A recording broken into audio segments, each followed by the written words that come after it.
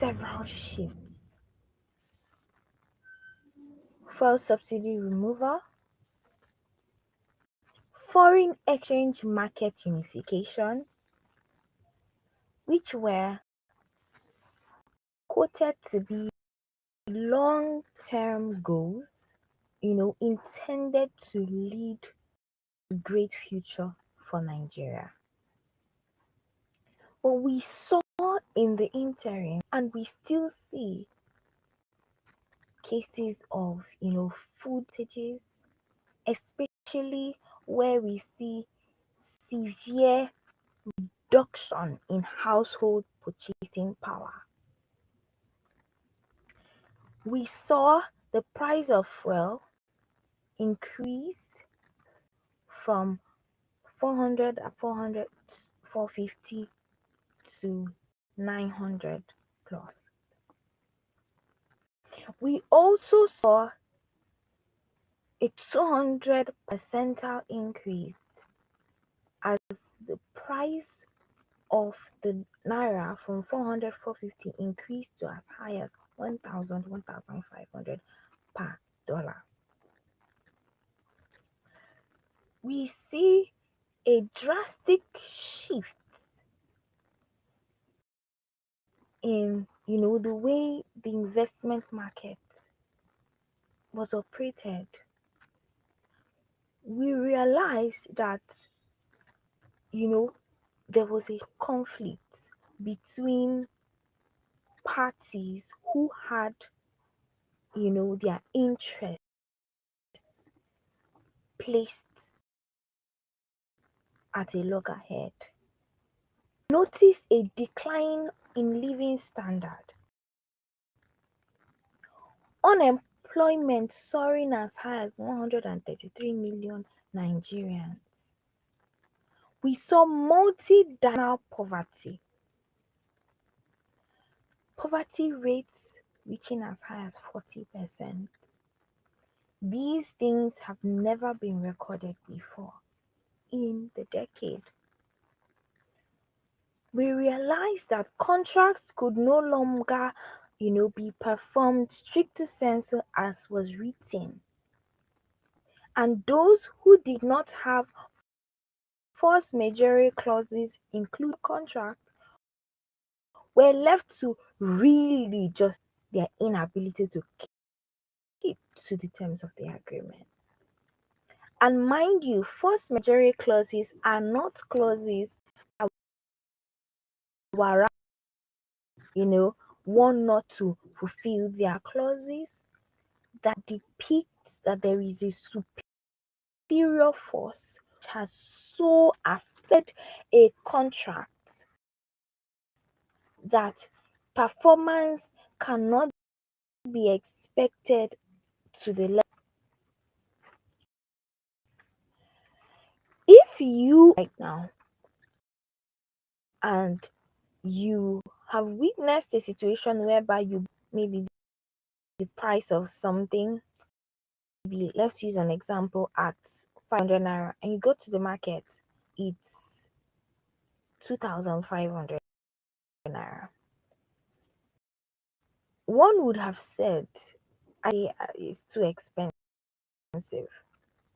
But we can see that, certain principles can to allow you say that or apply to mandate you to keep to the terms. After all, it's like you being, diligent, keeping to the terms of your obligation and so on should warrant you to keep to the terms of that obligation.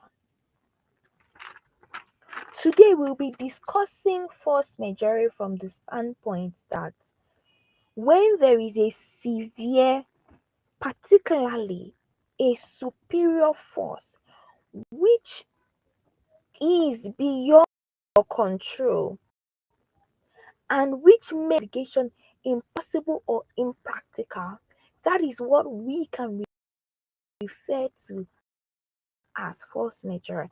It is not is uncomfortable. It is not simply where something is hard or difficult. A true force majeure situation or event is one which is practically unforeseeable at the time of contract signing. It is one in which affects you externally. There is no case of negligence, whether in acts or omissions. In law, is not a legal term to allow you to do one, to frame responsibilities when there is financial. It does not allow you to frame away there is increased cost alone. It's poor planning. Where you should have foreseen a risk manager. So when you should have foreseen a risk, it is also not, the pretext you when you cause a certain hardship upon yourself. We will look at these things extensively today. To the layman, majority is a situation that really ties his hands. He says, my hands are, you know, we also see in 2023 that there are certain things that could have empowered you if you're on this live stream and you did not, have the process and the system for which you could have drawn on the principle of force majeure. This is your learning point. This is where you can, take this knowledge and apply it. We don't know when crisis again would hit as hard as it hit us in 2023. We are still feeling the effects of it today in Nigeria. So, when the world, not easy to help you when you are faced with a challenge that takes you from fulfilling your mission. It is a legal related term, should and strictly be imputed into your agreement. Remember, I was talking about the fair price being from 190 to about 900, right? And 490 naira, 1,500 naira per dollar. Like, I talked about the naira devaluation. I talked about, where it was strictly just impossible to keep to a terms. And with my experience, the companies I did through this is marginal losses as well as zero litigation. Why? Because it is a strategy. You don't just pull it off your heart and say force majeure. No. You don't just declare it on the other party. There are steps, and I'll be sharing that with you today. We see that, come one can, bring in or declare that a force majeure or a supervening or superior force. We see that in act of God. If you are in Italy, you can say, oh, there was an earthquake. There's several parts, some parts of the world where they have Hurricane Katrinas or different types of hurricanes. We have floods. These are acts of God. When we had COVID-19, that was also another opportunity for those of us who are vast in this field and who had the mental, initiative to have applied these principles. That's where we preserved companies, right? COVID-19. That, where there is a government action, I just mentioned certain reforms that were from government. In the oil and gas, I can mention events like expropriation. In certain, very licensed type, like when you're, being governed by entities like Securities and Exchange Commission, we see license really affects the grounding or the foundation of a lot of contracts or agreements, lockdowns, emergency regulations.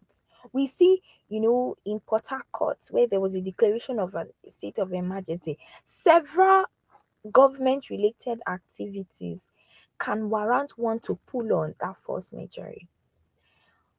human or man-made event. So if there is a war, which we don't look forward to, terrorism, riots, strikes, civil unrest, remember, I'll be telling you that economic hardship alone does not amount to force.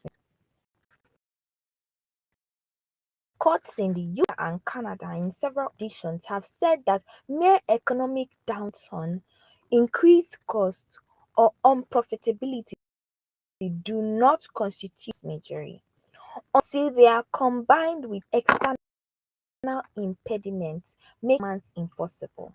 I will walk you through the practical application of this. Yes. Jurisdictions like in Nigeria, force majeure must be written. The clause must be written in your contract. Yes. Who is your risk analyst? Who is your compliance manager? Because these things, they are not automatic. Unlike for common law doctrine, if you go in that there is a superior force, which is force majeure, you have to have inserted a clause within your contract. Key case here is Globe Shipping Mills Nigeria PLC, Textiles Industry Limit. Citation 2017 LPELR 483. Force majeure clauses must. What happens? What will happen? How do we contain that event happens? Right? What is the duration? How do you notify? How do you communicate? We see that, just Undukwe Anyanwu expects that you don't just say there is a crisis in the border, full stop. No, say there is a causative link, and this causative link you should have provided for it within your contract so that you can pull on the notification period or pull on the strategy involved or laid down in your agreement. Those of you who copy and paste clauses from on notes,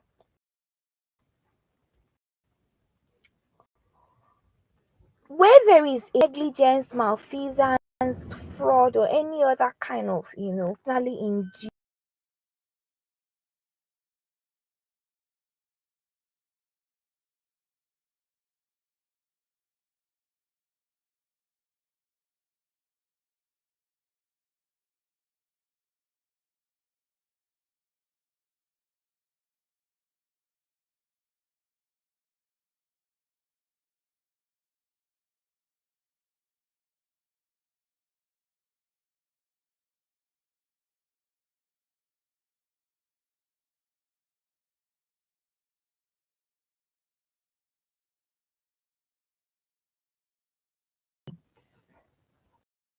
of the trade.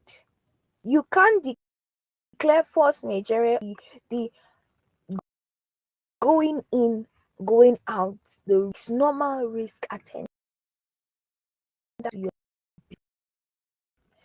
I'll use an example. Rain started falling. Declare force majeure on the rain. Really? No. And you are in that business where it's foreseeable that rain can fall, for example, in agricultural field. What do you do when rain disturbs your crops? Do you just say rain was falling? No, you have to have certain clauses which put you. So clauses like when rain XYZ will be done within XYZ time to preserve the product, right? It is pertinent to note that expected and unforeseen happenings to make nonsense real life situation envisaged by the party can be said to be force majeure. For example, there is a pandemic, and this pandemic totally, there then there's a government policy that says at home and all that. Unfortunately, your goods cannot be transported. Then you can declare for sure, but there are, like I said, you have to have notification clauses, proactive. You have to have shown. We'll see that in the facts of this case where there was a sales and purchase, right? And the agreement was that there will be, between the parties, 250 metric tons of cotton, right? And we see that, because of their contractual relationship, a dispute arose with respect to clause 36, right? Where they declared permanent loss of profits. And, they tried to deny liability, right? They couldn't, the transaction was going bad. And the arbiter gave a ruling, an award called award. Satisfied with the award, the respondent filed the motion. In that case, the plea or the application of force majeure failed is on permanent loss of profit, because the claim that there was a border issue and several other things. The court said no, these are within, if you have transactions that, right, or to and fro the border, you should have foreseen. What is, did you just sit down and say the border is having, right? What did you do? What did you hear me say? Hi.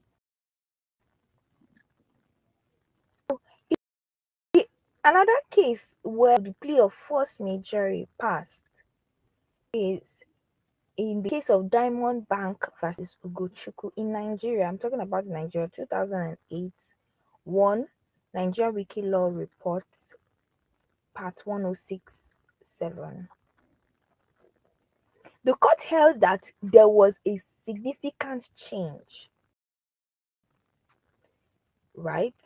There was a significant change that warranted Diamond Bank to breach its banker customer relationship agreement, right? So there's always a banker customer relationship.